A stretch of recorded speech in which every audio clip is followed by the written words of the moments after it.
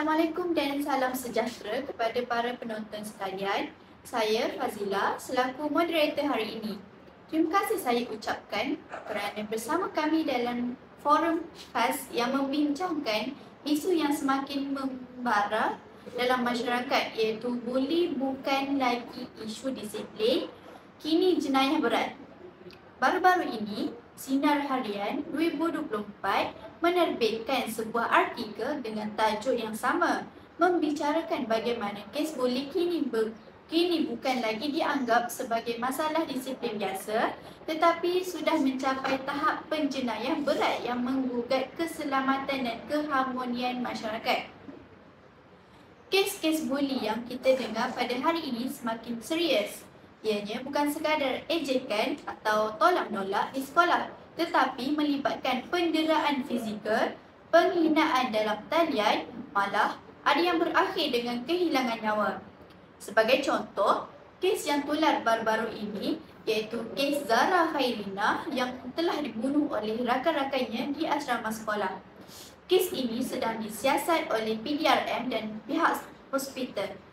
Selain itu, terdapat juga kes yang baru sahaja berlaku iaitu di Selangor, di mana pelajar lelaki tingkatan 2 menikam pelajar perempuan tingkatan 4 sebanyak 200 kali. Hal ini menunjukkan bahawa persekitaran sekolah telah menjadi tempat yang tidak selamat kepada pelajar. Jikalau dulu, sekolah merupakan antara tempat yang paling selamat bagi pelajar, namun sekarang ia sebaliknya. Ini dapat mempengaruhi imej negara kita kerana ia menunjukkan bahawa kita sedang berdepan dengan krisis nilai dan empati yang semakin kurang. Bersama saya ialah saudari Kristina dan saudari Syaza. Baiklah, untuk memulakan forum kita pada hari ini, saya ingin mengajukan soalan pertama kepada saudari Kristina. Dalam artikel Sinar Harian tersebut, penulis menegaskan bahawa kes buli semakin meningkat dan melibatkan pelbagai peringkat usia. Dari sudut sosial dan psikologi, apakah faktor utama yang menyumbang kepada fenomena ini dan bagaimana pula kesannya terhadap masyarakat kita pada hari ini? Terima kasih moderator Fazila. Isu buli ini memang sangat serius dan saya bersetuju bahawa ia kini bukan lagi boleh dianggap sebagai masalah disiplin semata-mata. Berdasarkan laporan Polis Diraja Malaysia (PDRM), sebanyak 5,315 kes buli direkodkan pada tahun 2023 berbanding hanya sekitar 2,700 kes pada tahun 2018. Peningkatan ini amat membimbangkan kerana ia menunjukkan trend yang berterusan tanpa kawalan yang jelas. Jika kita meneliti daripada aspek sosial dan psikologi, terdapat beberapa faktor yang menyumbang kepada peningkatan fenomena buli ini. Pertama, pengaruh rakan sebaya. Ramai pembuli melakukan perbuatan buli terhadap orang yang lemah untuk mendapatkan perhatian dan pengiktirafan dalam kumpulan. Mereka menganggap perbuatan pembuli itu sebagai salah satu simbol kekuatan atau keberanian, tetapi ia sebenarnya mencerminkan kelemahan emosi dan ketidakseimbangan diri. Kedua, tekanan emosi dan persekitaran keluarga. Ramai pelaku buli datang daripada keluarga yang kurang kasih sayang atau sering mengalami kekerasan. Tekanan seperti ini menyebabkan mereka menyalurkan kemarahan kepada orang lain sebagai cara untuk melepaskan tekanan. Kajian oleh Universiti Malaya 2022 mendapati lebih 60% pelaku buli pernah menjadi mangsa tekanan atau penderaan di rumah. Ketiga, budaya senioriti yang masih menebal. Di sekolah berasama contohnya, pelajar senior sering beranggapan mereka berhak mendidik junior. Namun, tindakan itu sering terpesong menjadi penderaan fizikal dan emosi. Akibatnya, budaya buli dianggap normal, sedangkan ia melahirkan trauma jangka panjang kepada mangsa. Keempat, pengaruh media sosial. Dalam dunia digital hari ini, buli tidak lagi terhad kepada fizikal, tetapi ia juga berlaku di alam maya. Menurut Kementerian Kesihatan Malaysia (KKM), lebih 20% remaja Malaysia pernah mengalami tekanan akibat buli cyber. Ini termasuk ejekan, penyebaran gambar tanpa izin dan penghinaan di platform seperti TikTok dan Instagram. Kesan daripada semua ini sangat mendalam. Mangsa buli sering kehilangan keyakinan diri, mengalami tekanan mental, kemurungan dan rasa takut yang berpanjangan. Mereka menjadi pasif, sukar berinteraksi dan gagal menumpukan perhatian terhadap pelajaran. Dalam jangka masa panjang, masyarakat pula akan terbiasa dengan kekerasan, hilang empati dan menjadi tidak peduli terhadap penderitaan orang lain. Jadi, saya bersetuju dengan penulis artikel Sinar Harian itu bahawa buli bukan lagi masalah individu, tetapi cerminan kepada keruntuhan sistem nilai masyarakat secara keseluruhan. Itu sahaja. Terima kasih Christina. Huraian saudari sangat bernas. Saya tertarik bila Christina menyebut bahawa buli kini telah menjadi cerminan kelemahan nilai dalam masyarakat.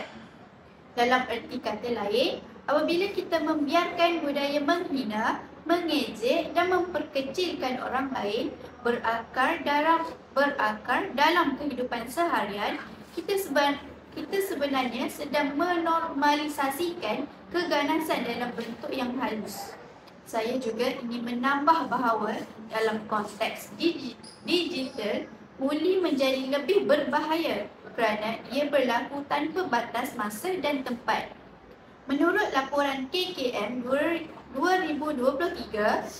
daripada 5 remaja Malaysia mengaku pernah menjadi mangsa buli dalam talian dan mengalami tekanan emosi yang berpanjangan.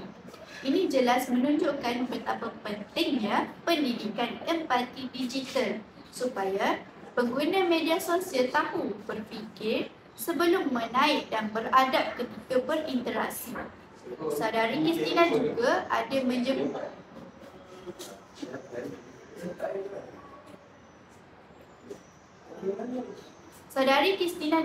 ada menyebut tentang sistem pendidikan. Jadi, saya ingin bertanyakan pula kepada panel kedua kita, iaitu Saudari Taza, dari sudut undang-undang dan tanggungjawab masyarakat, adakah tindakan yang ada sekarang mencukupi untuk menangani kes buli atau masih ada ruang untuk penambahbaikan? Terima kasih Moderator Fazila. Soalan yang sangat bijak. Sebenarnya dari sudut perundangan, Malaysia sudah mempunyai beberapa peruntukan undang-undang yang boleh digunakan untuk mendakwa pelaku buli.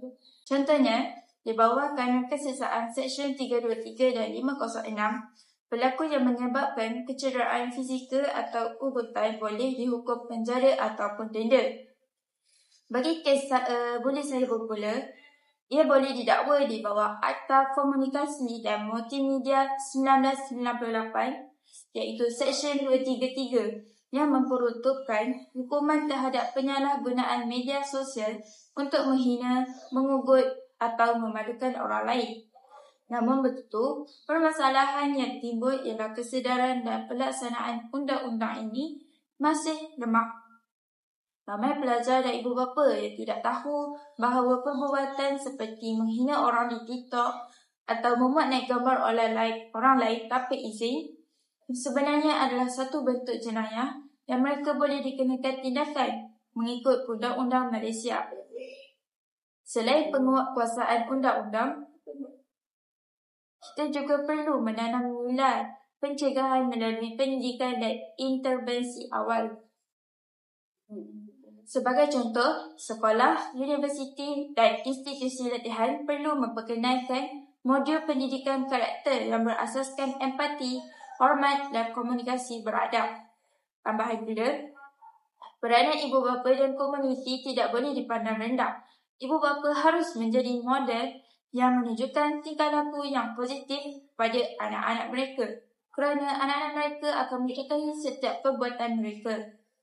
Manakala, masyarakat pula harus berani menegur dan melapor sebarang perbuatan buli yang mereka lihat dengan segera, kerana ia merupakan satu langkah awal untuk menyelamatkan mereka daripada terus terjerumus dalam perbuatan yang negatif tersebut. Dalam hal ini, saya bersetuju dengan pandangan dengan pandangan dalam artikel Sinar Harian 2024 bahawa membanteras buli bukan hanya tugas pihak berkuasa tetapi tanggungjawab bersama seluruh lapisan masyarakat dari rumah, sekolah hingga ke alam pekerjaan. Kita harus menanam dalam diri generasi muda bahawa kuasa sebenar bukan terletak pada kekerasan tetapi pada kemampuan menjaga dan menghormati orang lain. Sekian, terima kasih. Terima kasih Syaza. Huraian saudari sangat menyeluruh dan memberikan gambaran yang jelas tentang isu ini. Saya sangat tertarik dengan satu perkara saudari sebut, iaitu undang-undang tidak akan bermakna jika masyarakat tidak berani bertindak. Hal ini membawa kepada satu poin yang sangat penting, iaitu buli hanya akan berakhir apabila masyarakat berhenti menjadi penonton dan mula mengambil peranan aktif dalam menegahnya. Maksudnya, perubahan sebenar tidak akan berlaku sekiranya individu yang melihat dari jauh tanpa bertindak, kerana sikap berdiam diri secara tidak langsung membenarkan perbuatan buli terus berlaku. Oleh itu, setiap orang mempunyai tanggungjawab moral dan sosial untuk bersuara, memberi sokongan kepada mangsa dan melaporkan insiden buli tersebut. Dengan tindakan ini dan kesedaran masyarakat yang tinggi, barulah kita dapat membina persekitaran yang selamat, harmoni dan bebas daripada buli. Kesimpulannya, berdasarkan pembincangan kita, jelaslah bahawa buli kini ialah jenayah berat dan bukan hanya menjadi isu disiplin di sekolah dan tempat kerja. Hal ini kerana ia telah mencapai tahap serius yang menjadi kesan fizikal, emosi dan psikologi kepada mangsa buli. Dengan wujudnya kes buli yang melibatkan kecederaan fizikal, ugutan serius atau penyebaran bahan memalukan secara dalam talian, tindakan undang-undang menjadi sangat diperlukan. Hal ini menegaskan bahawa buli merupakan satu jenayah serius yang mempunyai implikasi yang besar dan pelakunya boleh dikenakan tindakan undang-undang selain daripada hukuman sekolah atau sosial. Selain itu, pengaruh rakan sebaya dan tekanan emosi, budaya senioriti dan media sosial. Terdapat pelbagai faktor yang mendorong seseorang menjadi pelaku buli. Pengaruh rakan sebaya sering memaksa individu untuk meniru atau menyertai tingkah laku negatif supaya diterima dalam kelompok. Tekanan emosi seperti stres atau ketidakpuasan diri juga boleh mendorong seseorang melampiaskan kemarahan melalui buli. Seterusnya, budaya senioriti di sekolah atau institusi kadang-kadang menormalisasikan perbuatan menekan junior. Tambahan pula, media sosial membuka ruang luas untuk buli cyber, di mana mangsa boleh diserang secara verbal atau melalui penyebaran gambar dan video yang memalukan. Seterusnya, kesan buli sangat mendalam terhadap mangsa dan sistem sosial.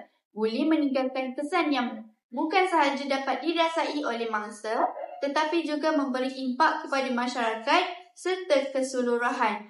Mangsa mungkin mengalami trauma psikologi, kehilangan keyakinan diri, kemurungan, malah ada kes yang membawa kepada tindakan ekstrim seperti percubaan membunuh diri.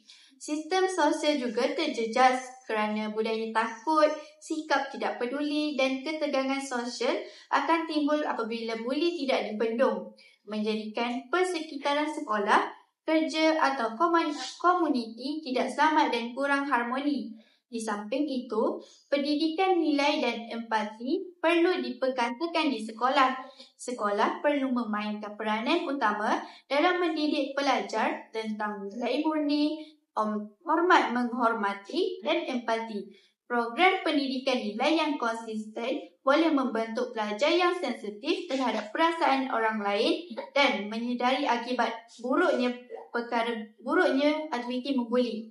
Aktiviti seperti perbincangan kes, role play atau kempen anti-buli dapat membantu pelajar memahami bahawa setiap tindakan mereka ada kesan kepada orang lain sekaligus membina budaya saling menghormati sejak awal.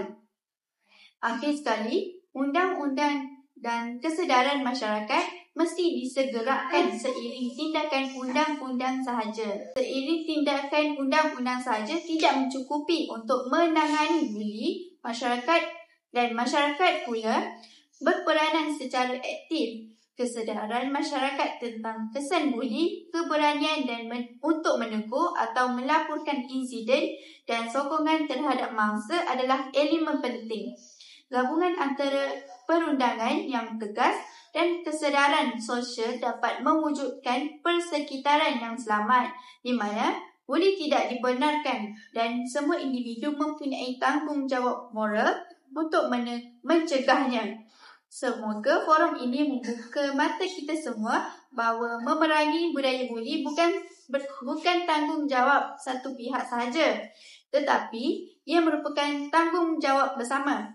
Jika setiap individu berani bersuara dan bertindak dengan empati, nescaya kita dapat membentuk masyarakat yang benar-benar berperikemanusiaan. Terima kasih kepada kedua-dua panel atas pandangan yang sangat bernas dan bermanfaat. Semoga mesej yang kita bincangkan hari ini bukan hanya untuk didengar, tetapi dihayati dan diamalkan demi membentuk generasi yang beradab dan berjiwa penyayang. Sekian daripada kami. Terima kasih.